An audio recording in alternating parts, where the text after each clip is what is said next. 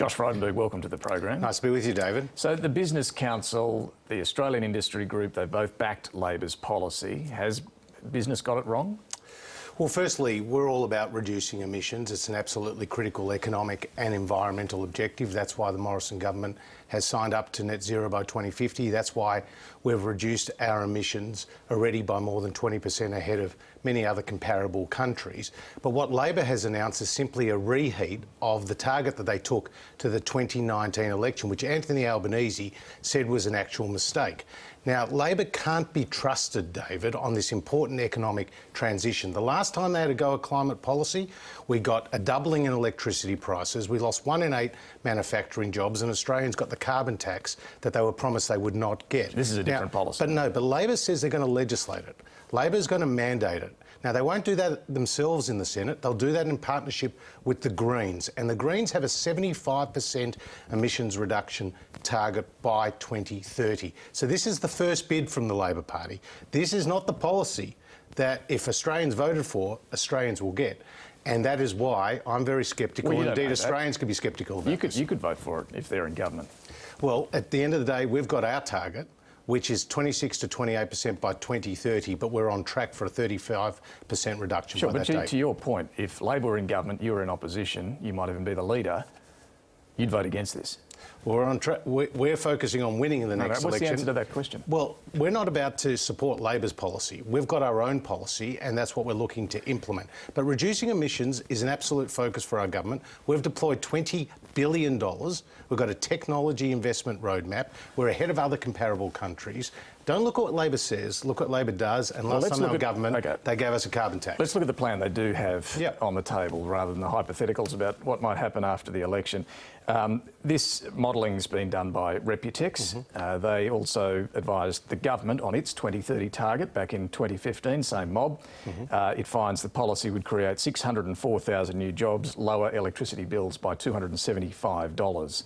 Are you suggesting Reputex has got that wrong? Well, what I'm suggesting is that Labor Party is using the safeguards mechanism. Now, initially when we put the safeguards mechanism in 2016, it was designed to safeguard the emissions reductions we were getting from the Emissions Reduction Fund and not see a growth in the emissions coming out of the large industrial players. It wasn't meant to be this stick to mandate, to push these industrial players, to force them to reduce their emissions by a certain amount, but not taking into account their growth. A lot of them are doing this already. Reputex says we'll save $275 a household each. 600,000 new jobs will be created. Are they wrong? And we said disposable income will go up by $2,000 under our plan. You see, our focus is on a target and a plan. I understand your plan. I'm just asking about Labor's. Are you saying that Reputex has got it wrong? Well, I'm saying that Labor is using the safeguards mechanism in a way that will punish, that will penalise, that will force these large industrial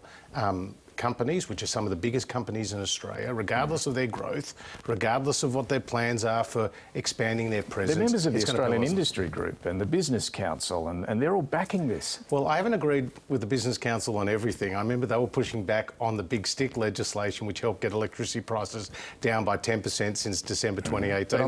They were pushing us back on the digital giants. Let's stick to this, though. Are you saying the business groups have got it wrong, Reputex has got it wrong, the state Liberal governments like New South Wales, South Australia, Tasmania that have got far more ambitious plans than this, they're all wrong. All the countries around the world with more ambitious 2030 targets have got it wrong. But you and Barnaby Joyce, and he's the one who's pushed you to your 2030 target, you've got it right.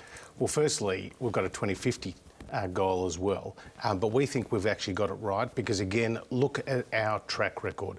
Emissions are down by more than 20% on 2005 levels.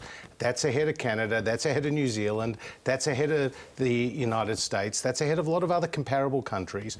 We've identified the new technologies, not taxes, that we're focusing on: hydrogen, carbon capture and storage, soil carbon, batteries, ultra low-cost solar. That's our focus. OK, but you're happy to say to your constituents in Kooyong that all of these business groups and the international community and the state Liberal governments, they're all wrong, but Barnaby Joyce and you are right. Well, what I say to my constituents, indeed the community across Australia, is I think we've got the right plan, that we're going to see emissions down by up to 35% by 2030. We're committed to net zero by 2050. This is an important environmental but also economic objective, and as you know, David, I spoke out quite publicly about the need from an economic perspective about accessing. You said the cost of inaction would outweigh the cost of action. Well, I said there's not just a cost of action in some respects, but there's a cost of inaction when you can't access cheaper capital from overseas. Let's move on. The Therapeutic Goods Administration's now given the tick for the vaccine, the Pfizer vaccine, at least for 5 to 11-year-olds. Still needs ATAGI's approval. It's expected to be available from January 10. What sort of take-up would you like to see amongst kids that age? Well, David, there's 2.3 million children in this cohort. We saw a strong take-up from the older age groups that were receiving it.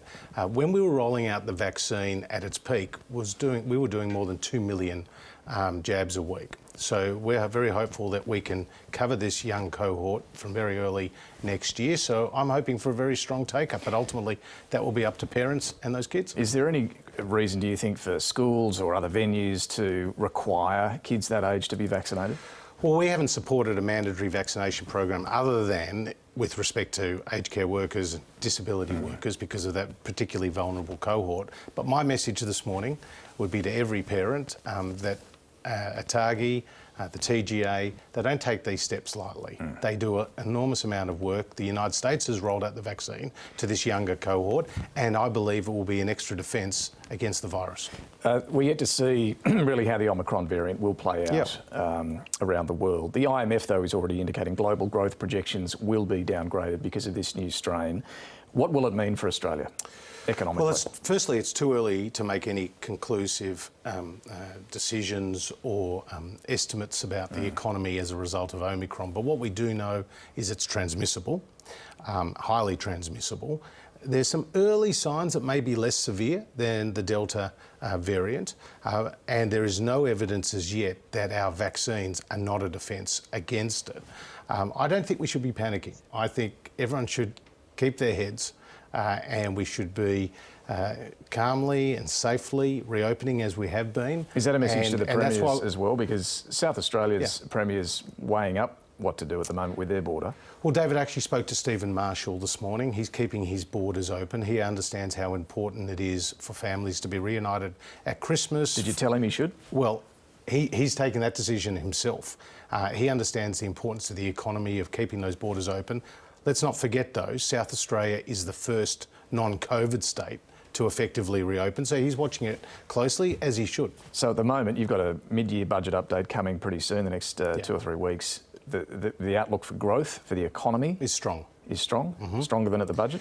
Well, yes, and what I'm talking about for next year. Obviously, we were hit by the Delta variant, and that was something that was not forecast to have your 2 biggest states, 13 million people going into lockdown, and we saw that play out in the September quarter.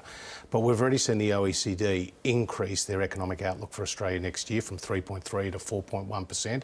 You've got the RBA forecasting growth of up to 5.5% by the end of next year. So we'll make those upgrades to our forecasts in MyIFO on December 16th. But you will be forecasting stronger growth? We will be. And again, that comes as a result of the fact that we now have one of the highest vaccination rates in the world, one of the lowest mortality rates in the world, and the labour market is coming back strongly. We've seen 350,000 jobs since the start of September. We've seen strong household consumption. Retail sales at the Black Friday sales was over $5 billion, was very strong. Yeah, and business investment is up. We're also seeing petrol prices rising rapidly as well, but wages aren't, and wages have really been relatively flat for the 8 years you've been in government. Have you worked out why and how to fix it? Well, firstly, David, when we came to government, real wages were falling, unemployment was rising. In those years before the pandemic, after we came to government, real wages increased every year. And we now have the highest minimum wage in the world. Now, our focus at the start of the pandemic was obviously to save jobs. I mean, 1.3 million Australians... I'm asking about wages, though, Treasurer. But this is the key point. This is the key point. We saved more than 700,000 jobs, and as a result, unemployment now is at 5.2%, lower than when we came to government. Now, the way to get higher wages is to get a tighter labour market. And we're already starting to see some workforce shortages, which will have some positive impact on wages. But the way to drive increased wages is tighter labour markets. And we have the RBA forecasting, David, that unemployment will get down into the 4s and sustainably be there, and will be only the second time in the last 50 years that this has happened. So if you ask me, what has been the most significant economic achievement through this pandemic? It's been saving jobs and getting the unemployment rate down and avoiding the long-term unemployment that we saw in Australia after the 80s and 90s recessions. Look, you started working in Parliament House more than 20 years ago as an advisor. I had hair back correct then. Me if Yeah. I remember it. Were you surprised by the findings this week of the Kate Jenkins inquiry into the culture of the place?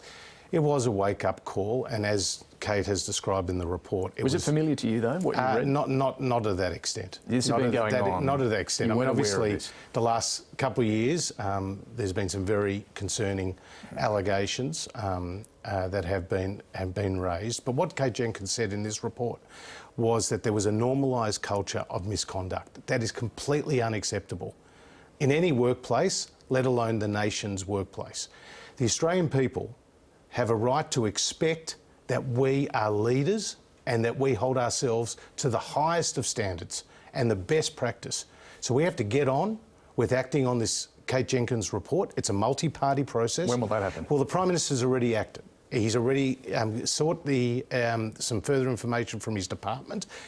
Cabinet will consider it before the year end. We'll be taking action on all the recommendations. Before the end of the year. We will be taking action on all the recommendations. We're absolutely leaning into this, but this is a multi-party process. This is our chance. I think this is our chance to draw a line in the sand and say to the Australian people, we will be better than we have been. That all sounds good. Kate Jenkins, though, does make it clear one of the biggest issues is getting more women into Parliament, right? The New South Wales branch of the Liberal Party has adopted a target of 50% female candidates at the election. Your branch, the Victorian branch, has no target at all. And if you look at the most recent pre-selections to replace Tony Smith, Scott Ryan, Kevin Andrews, all blokes for the Liberal Party. And Sarah Henderson just got number one on our ticket.